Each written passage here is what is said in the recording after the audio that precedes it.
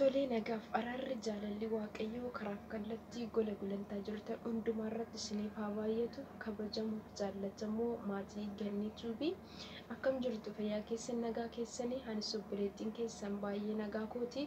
Waaqayyo inni nagaa keenya baay'isee karaaf kallattii hundumaan nu gargaare ayyaana isaa nu baay'isee maqaan waaqayyo bara baraatiin kan eebbifame haa ta'u. Nagaa guutuuf nagaa irraafaa tokkotu na bira jira. Nagaan ana bira jiru sin birallee akka jiraatu abdiif amantii guutuu waaqayyoon biraan qaba. Galanni waaqayyoodhaaf haa ta'u jecha egaan hordoftoota kiyyaa YouTube koo jalatti kan argamtan hunduma keessaniif nagaa keessan dabalee isiniif haa baay'atu jecha gidduu kana immoo viidiyoo hojjetaan jiru adda kuteen ture haalumti tokko waan naaf mijataan turreef hin bade jechuudha. Galanni waaqayyoodhaaf haa ta'u. Har'a garuu waaqayyo na gargaareetiin immoo wal wajjiniitiin akka sagalee waaqayyoo barannu sagalee waaqayyoo kol wajjiniin ilaalluutii fi viidiyoo kana isin hojjechuuf yaaleen jira jechuudha. Galanni waaqayyoodhaaf haa ta'u. Ammoo waaqayyo na gargaareetti mee sagalee waaqayyoo wal wajjin kan ilaallu ta'a jechuudha. Hordoftoota kiyya taatanii kan jirtan YouTube channel koo jala kan jirtan hundumti keessanuu viidiyoon kun yeroo isinitti tole hiriyoota keessaniif share godhaa isiniin jechuun jaalladha. Akkasuma channel koo haaraa warra taatan immoo subscribe gochuun maatii koo naaf ta'a isiniin jechuun jaalladha. Egaan kanatti haansuudhaan immoo daareektuma gara dubbii keenyaattiin darba jechuudha. Har'a mata duree akkas jedhuun qabadhee dhufe namni nama Yesuus Kiristoositti amanirraa mallattoo mul'atu mallattoo akkamiitii jedha jechuudha. Galanni waaqayyoof haa ta'u. Jireenya nama Yesuus Kiristoositti amanirraa mul'atan wantoota akkamiitii kan jedhuu fi wantoota mata duree wan sadii tokko qabadhee dhufeen jira jechuudha. Galanni waaqayyoodhaaf haa ta'u. Egaan nama Yesuus Kiristoositti amanirraati jireenya nama Yesuus Kiristoositti amanirraati wantoonni mul'atan waa baay'eetu jiru. Ani garuu wantoota sadii irratti dudubbachuudhaaf kan hin fedhe mata dureewwan sadii ijoo qabadhee dhufeen jira jechuudha. Galanni waaqayyootiif haa ta'u. Innis maalinni wal wajjiniitiin kan ilaallu ta'a. Daariitti gara dubbii kootti wajjin ceena. Egaan namni Yesuus Kiristoositti amane jireenya nama Yesuus Kiristoositti amane jireenya nama Yesuus Kiristoos keessa jiraatu irraa kan inni mul'atu tokko hafuura qulqulluudhaan gaggeeffamuudha jechuudha. Galanni waaqayyoodhaaf haa ta'u. Hafuura qulqulluu jechuun isa garaa gaariitti nama geessu. Hafuura qulqulluu jechuun isa waaqayyo wajjiniitiin connection yookiin immoo connect itti taanuudha waan ta'eef hafuura qulqulluun qajeelina hafuura qulqulluun karaa sirriidha waan ta'eef namni Yesuus Kiristoositti amanuu jireenyi nama Yesuus Kiristoositti amanirraa jireenyi mul'atu inni jalqaba hafuura qulqulluudhaan gaggeeffamuudha jechuudha. Galanni Yesuus Kiristoosiif haa ta'u. Egaan macaafa qulqulluu keessaati Roomee 8:16 irratti arganna jechuudha.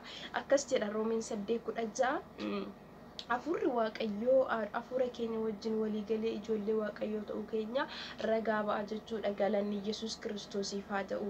Egaa afurri namni Yesuus Kiristoositti amanee afura qulqulluudhaan gaggeeffama.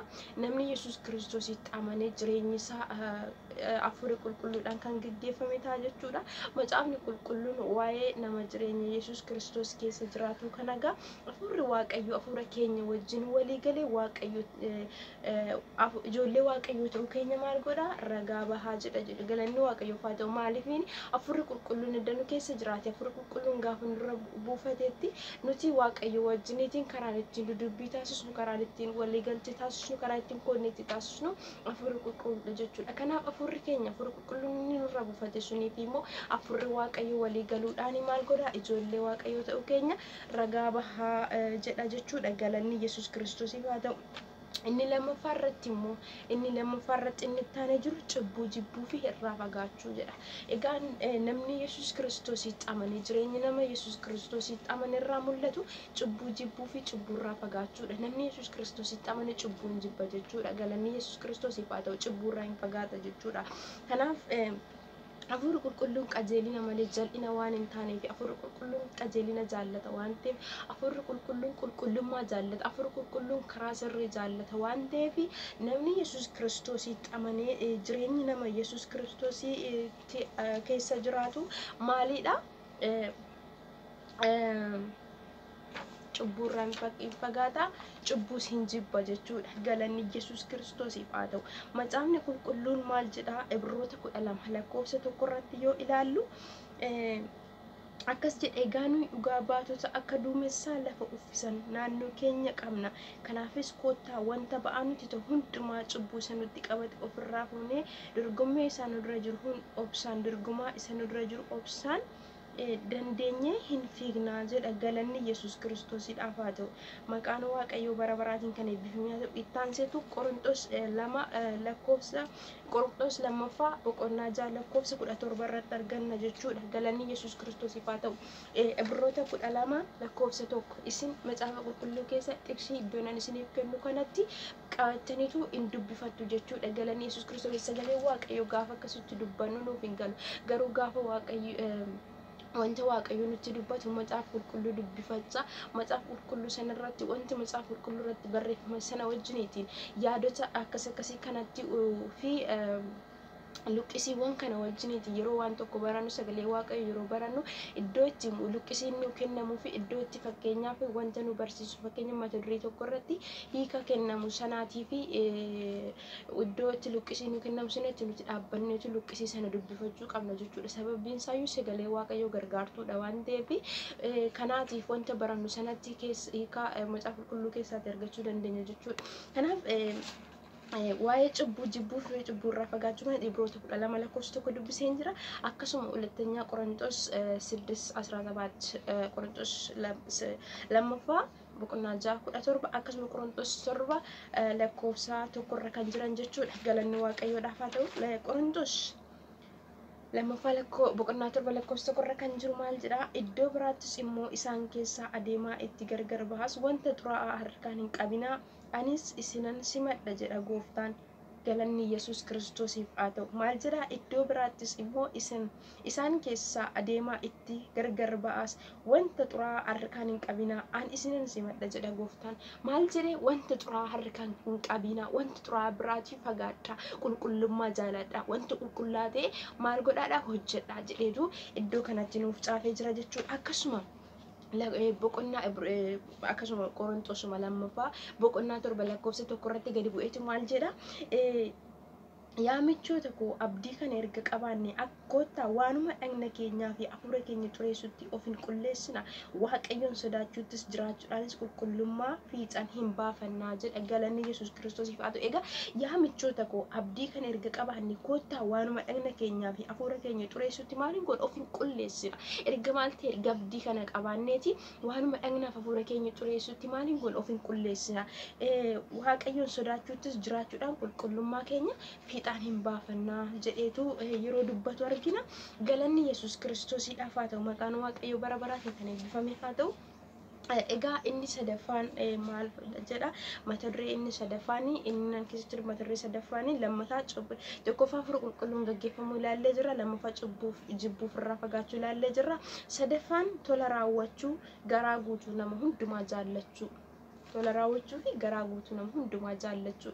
Egaan hafuurri qulqulluun of hin gurguru tola raawwata jechuudha. Galanni Yesuus Kiristoosiif haa ta'u. Tola raawwachuu yoo jennu namni Yesuus Kiristoositti amanee akkuma Gooftaa Yesuus Kiristoosii tola raawwachaa turetti jechuudha. Yesuus Kiristoos lubbuu isaa guutummaan biyya lafaatiif tola kenne cubbuu keenyaaf jedheetu gara biyya lafaatti dhufeetu nuuf jedheetu reebame, nuuf jedheetu dirra isaatiin tumame, nuuf jedheetu qoree mataa isaatti baatee, nuuf jedheetu mismaara harka isaa keessa miila isaa keessa rukutame waa baay'ee nuuf ta'e jechuudha. Kanaaf immoo nuti tola ooluu jechuun nama Yesuus Kiristoositti amanee tollinni oolu rakkattoota gargaaruu, kan kufe karaatii kaasuu, warra gadde wajjiniitiin gadduu akkasuma gorsuu barsiisuu wallaalaa gorsuudha barsiisuudha jechuudha. Galanni Waaqayyootiif haa ta'u. Waan akkasiidha.